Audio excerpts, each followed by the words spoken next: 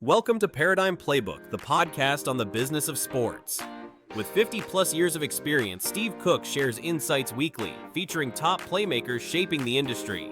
Get ready to script your next play. Now, here's your host. Hello and welcome to Paradigm Playbook. I'm the host, Steve Cook, along with Alivia Orvieto. I said it right. Alivia is a good friend of us here at Grand Slam. She's a volleyball and fitness specialist, and she's approaching sports business in a little bit different direction that I want to dig into today. But before we do that, Alivia, why don't you introduce yourself to the people, give them your background and what you're currently doing? Sure. My name is Alivia Orvieto. I'm born and raised in Wayne, Pennsylvania, about 15 minutes from Grand Slam. And I recently started a beach volleyball hybrid program in Pennsylvania. So we train indoors and we'll play outdoors. And then I also do personal training and nutrition coaching in the fitness space. Orvieto Athletics is the fitness training. Yes. And then the Sandblazers is the volleyball. For those who aren't deep into it, training for sand volleyball in the northeast part of the United States isn't the easiest thing because generally you're not training outside or on sand even, although more and more indoor sand facilities are starting to develop. So just go back and tell us what drew you to the sand over what I'll call traditional volleyball. So I started playing indoor volleyball when I was 9 years old. I have 3 older sisters, so they all played, and that's why I got into it at such a young age. And because I'm only 5'5", I'm on the shorter side, especially for volleyball. I would always only stay in the back row. I'd be libero or I would be a setter. Only get to pass and set the ball. I would never really get to hit or block or anything like that. So when I was 12, I played in a doubles grass tournament, so 2-on-2, and I fell in love with it because you get to do everything, you never get subbed out, and there's such a strategic component that you're fully involved in the whole game. And I ended up winning that tournament when I was 12. So I won my first ever doubles tournament, and then I asked my parents if I could find more ways to play doubles. Again, this was on the grass. So they had found at local parks there are sometimes recreational sand volleyball courts. So some coaches would run summer camps, even in Pennsylvania. So I would start doing beach volleyball stuff just for fun. And then I would go and travel to New Jersey in the summers. Point Pleasant Beach is about an hour and 15 minutes. So it's not unachievable to get there. I would get there, I would play, I fell in love with it. At the same time, was still playing indoor. And then when I was 15, end of my freshman year of high school, I just wanted to stop playing indoor volleyball and I decided to go full in on beach. From there, I would travel to New Jersey 2 to 3 times a week. My mom would drive me. I would play with the New Jersey teams. And then I got recruited to play Division I in Florida. So I went and played Division I beach volleyball in Florida at FAU, Florida Atlantic University. And then since coming back, kind of got roped back in to coaching, and here we are. So our audience, we have a lot of gymnastic club owners, we have cheer business owners, and your business is a little bit different. In the gymnastics world, people go, they rent a space, they equip a space, and then they go out and try to attract people in. You started differently. You attracted a client base, and then you went looking for a space to train them. Am I close on that? So it's funny how I developed my niche. I graduated in college was last May, and I jumped right into personal training. My main goal was to help adults become better, more fit, healthy versions of themselves. So that was largely my client base were adults trying to learn how to lift and eat well. And then when I moved back, all of the volleyball coaches that had helped me in high school in the local area, they had asked me to help them with some summer camps. So I just did that on the side because my personal training client base wasn't really large at the time. So I had the extra time to help volleyball. So that's even when Roberta invited me to come help with Powerhouse, which is a volleyball training program. So I helped with Powerhouse training volleyball out of Grand Slam. And that's how I got connected with Dan. And as I was still mostly doing adult trainings, I would just do some volleyball girls here and there on the side. And then it morphed into parents were asking, oh, can you train my daughters to learn how to become stronger and jump higher? And then naturally, my personal training really shifted into strength and conditioning, which is more towards athletic development. So now all of the strength-based stuff I do is mostly for middle and high school volleyball players. One of the things that I talk a lot about with business owners is partnerships and partnering with other people. And so regardless of what sport that you're, and it doesn't have to be one sport, but let's say say it's cheerleading. There's a fitness component that should be paid attention to, if not for improving the skills, for prevention of injuries. I was just talking with one of our baseball coaches, and he has IT band problem in his son, and the diagnosis is that his training isn't going right. So he's not doing the right things. So the idea in my mind is there's two businesses here that have to partner. One has a facility and students, the other has a skill, and you can work together. Currently, is your fitness training all in one place, or are you moving around with that? All in one place. So I do that at a facility in King of Prussia. Okay. So it's a full weight room with turf, mats. So I'll have one-on-ones and small groups there. So all of my clients will travel to me. I don't currently go anywhere for that. Okay. For winter training, I know you're here, but then in the summer, are you using community facilities? Where are you finding the sand to train that? Funny enough, there are actually a lot of sand volleyball courts in the area at different parks. I do it out of Wilson Farm Park in Wayne. Okay, so that's close by. Yeah, and that's actually where I grew up playing the volleyball camps. Other coaches ran camps there, and so I just messaged the township and I pay a rental fee to them. Okay, I know I'm jumping around here, but I keep thinking of different things. So you mentioned that when you started fitness, it was for adults. Now that you're coaching children in volleyball, do you get the same student for volleyball and fitness? Are they doing both sides of that with you? So there's a lot of overlap with my two businesses. Orvieto Athletics, that's the personal training, strength and conditioning, and then Sandblazers is the beach volleyball program. A lot of my athletes that are in Sandblazers have at some point or do work with me with personal training. Funny enough, I have a lot of volleyball girls' moms that I train. So I do still keep some adult clients. Some people will find me randomly on Google and I'll just do regular adult strength training still. They're separate, but there's a lot of overlap, and I'll always bring the strength component into our practices at Sandblazers because it's so important. Are there more injuries in sand? No, sand's actually a lot more forgiving because you take away a lot of the landing injuries.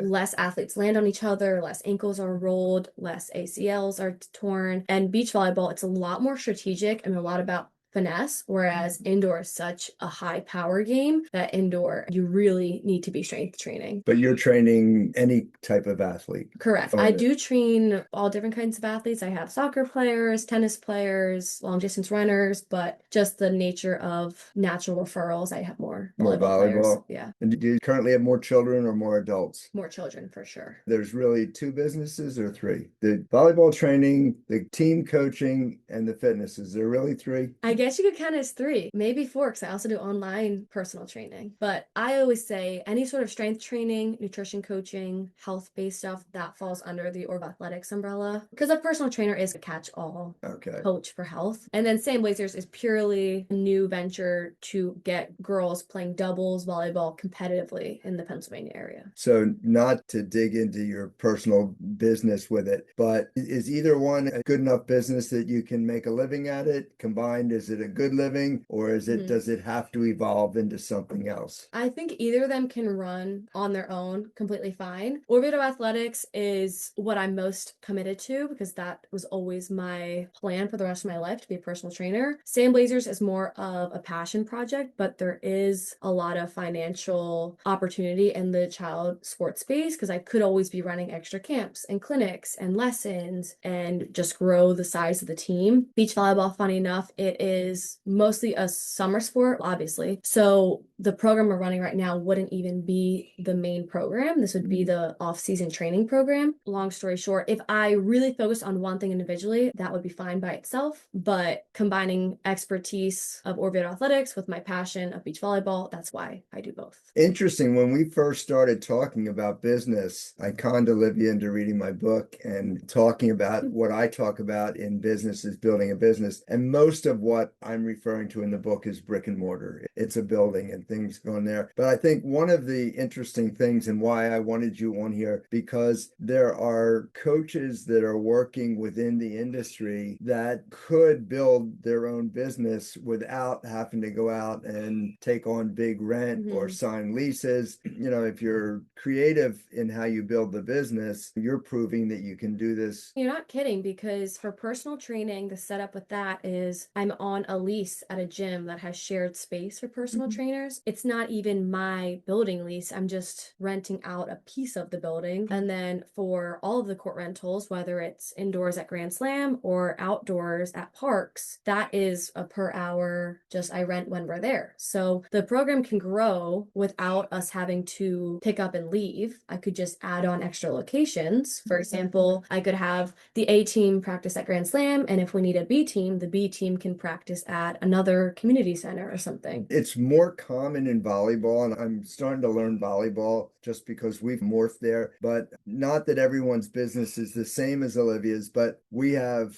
4 or 5 different organizations or businesses that are running volleyball instruction out of here. And we're really not hosting any of their games, which everybody looks at and says, well, that's kind of weird. But we also have adult volleyball, and there's connections to the whole thing. So what is a multi-purpose court here is, at least during the winter season, is pretty much 90% volleyball right now, and it's good. But there's at least 5 businesses that are using us as part of their business. You talked about how you developed this passion for beach volleyball out of a desire to do something different in the sport.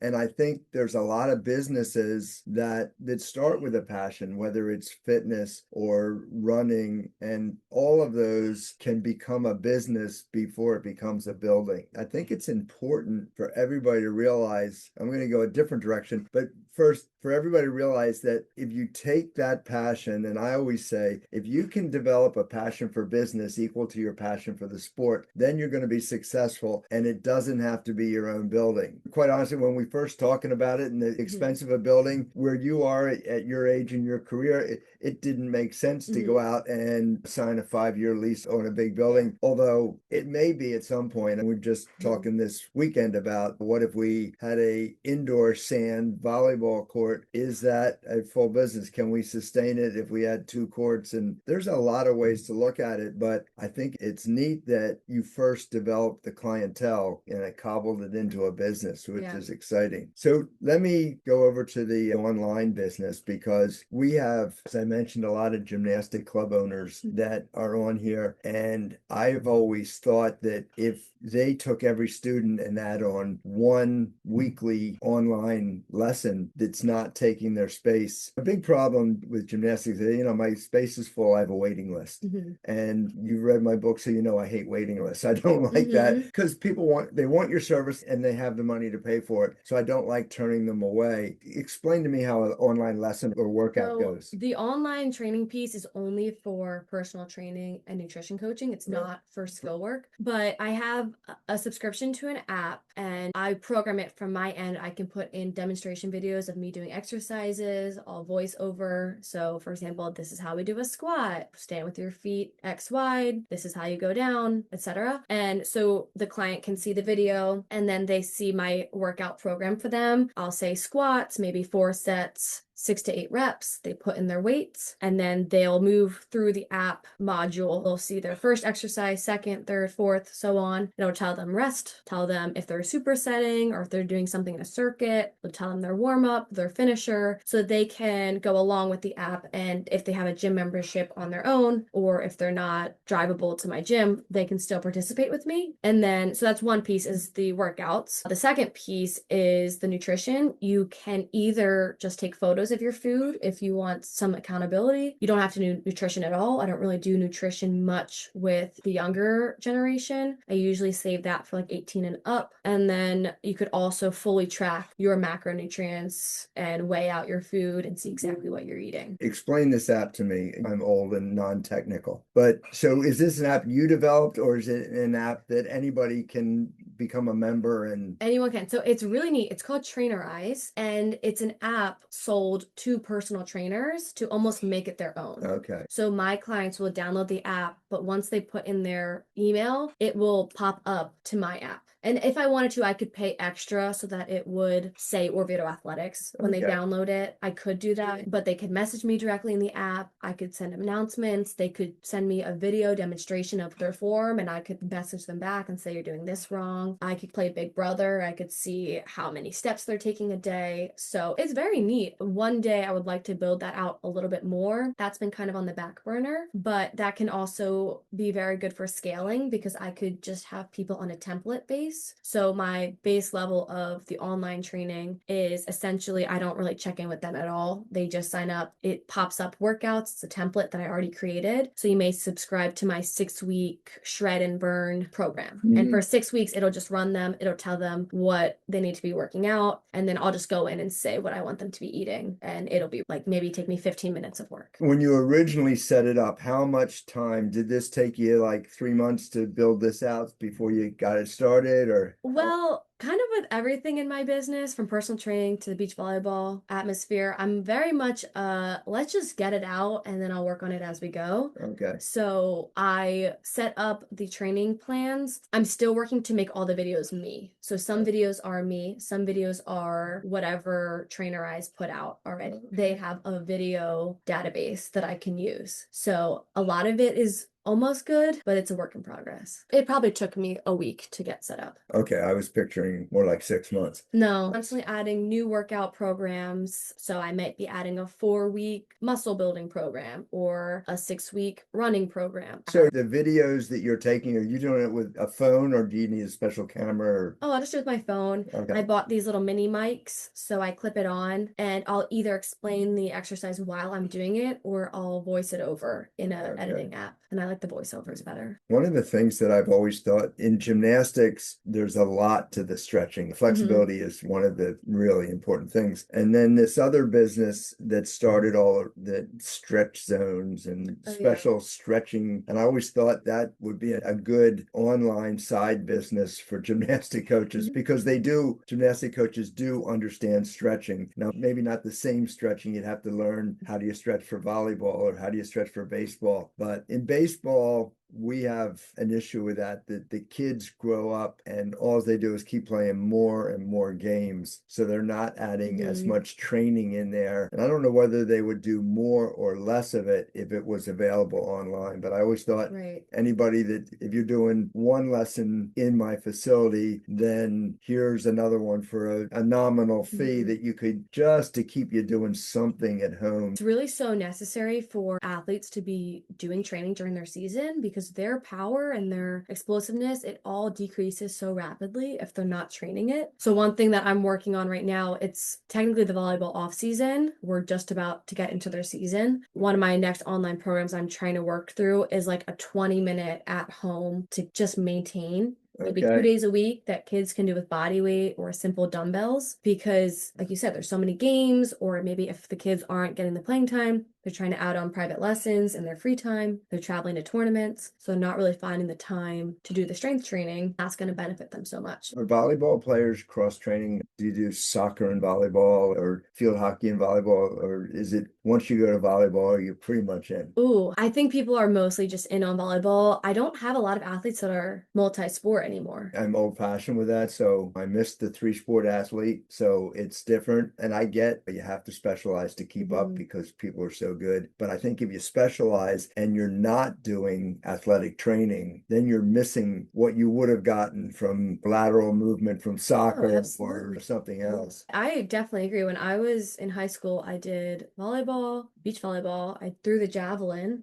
And whatever else random things. But I think it's so important just for the mental break of it to focus. You're moving your body, you're getting stronger. Like you said, you're training different muscles, so you prevent a lot of overuse injuries. I wish that people would bring back the 2 to 3 sports. And before we run out of time here, talk about the future. What do you see as your athletic training business, your volleyball business? We talk in the book about that vision, and when you paint that picture, and I made you draw it out from the very beginning. What's your vision? What's 10 years down the road? Oh boy. As I'm sure you probably know, talking to me in the past few months, it changes every week, every day, every hour. I'm always like, maybe I'll do this, maybe I'll do that. I'm definitely going to stay steady with strength training. A big goal of mine would be to open up my own gym, boutique gym. I don't feel the need to have a whole empire with strength and build crazy gyms or a huge online platform, but I definitely want a home to call my own with a strength facility that people feel comfortable coming in and training, and there's more of a community aspect around Orvieto Athletics. So that's a really big goal of mine. For Sandblazers, this is what's definitely shifting, because the whole idea for Sandblazers popped up 6 months ago. So when I first came to you, I was like, can I do beach volleyball and indoor volleyball and personal training? Can I do it all in one big facility? I do like the idea of keeping them a little bit more separate and just continuing to grow the coaches that I currently have and seeing if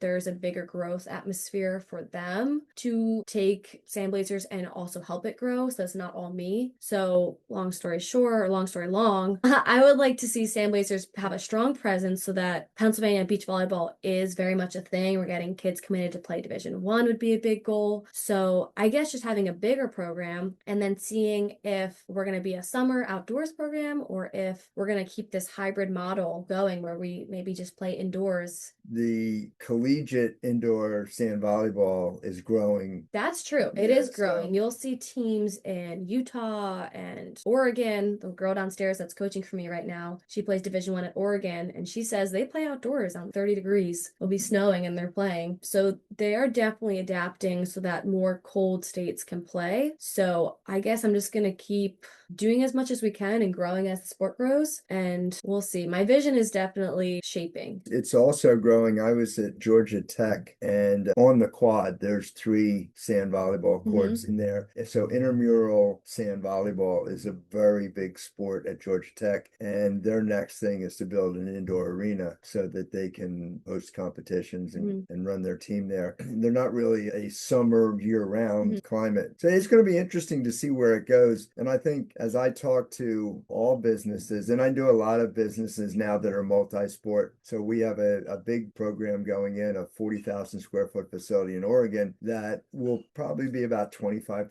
volleyball. Right. And we say volleyball, but it's open court space. So it could be basketball someday, or it could be, who knows, maybe there'll be an indoor sand court someday. This is the true service-based business because it's not based on facility. So you're not marketing based on location or the demographics. You're based on the service you're providing. So it's built around the brand is you. Is there advice you have, the good, the bad, the ugly of that? Did it create any difficulties? I think the one thing is because I've built something so much around me, and like you said, people are paying and signing up for things because they want to work with me and my energy and my personality. It keeps you trapped in a little bit of a way because I feel very responsible for the people that I'm currently working with and seeing their development through that. I want to be very hands-on. I want to be very involved. And even in my own personal life, everything that I'm thinking about for the future, Orvieto Athletics, Sandblazers, and the community within that is so attached to me now. One of the things that we're going to dig into moving forward is that, I know it's not in your head now, but the value of your business and the saleability of your business is dependent on it not being so connected to you. So it's good that you're building the brand. Now, sharing that brand with other employees so that they can carry the brand on. And Orvieto Athletics is a mindset. It's a system. It's a process. It's not necessarily a person, which no doubt it being you is a wonderful thing right now. But as you move forward, I think that all has to be incorporated. You have to think about that. One of the fun questions I ask everybody before I evaluate their business is, tell me about your last 3-week vacation and what happens when it's built around you. There isn't a 3-week vacation. Right. So that's tough. So my family, we went to Italy this summer, and my sisters were so mad at me because I had my computer open in the Airbnb. And they're like, are you kidding me? You can't take 1 week off to just spend time with your family? And I said, actually, no, because I haven't gotten back. And then people will email me again and say, hey, did you see this? We're trying to get in for training, this and that. So maybe I should have done like an automated, I'm on vacation. But the reason I thought about that was my boyfriend of 8 years just moved down to Atlanta, Georgia,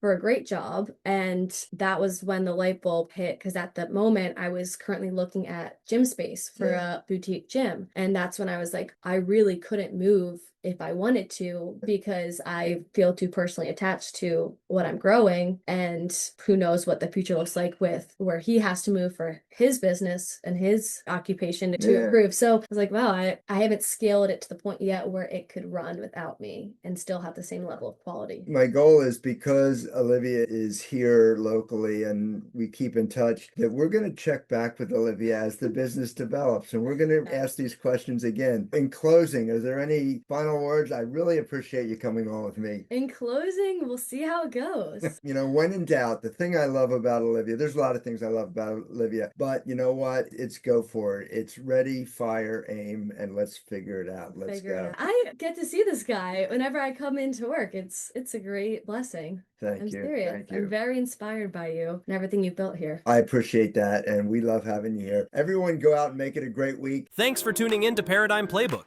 Explore more at paradigmplaybook.com. Want to be a playmaker? Contact stephenjcook.com. Share this episode to spread the word about sports industry opportunities. See you next week.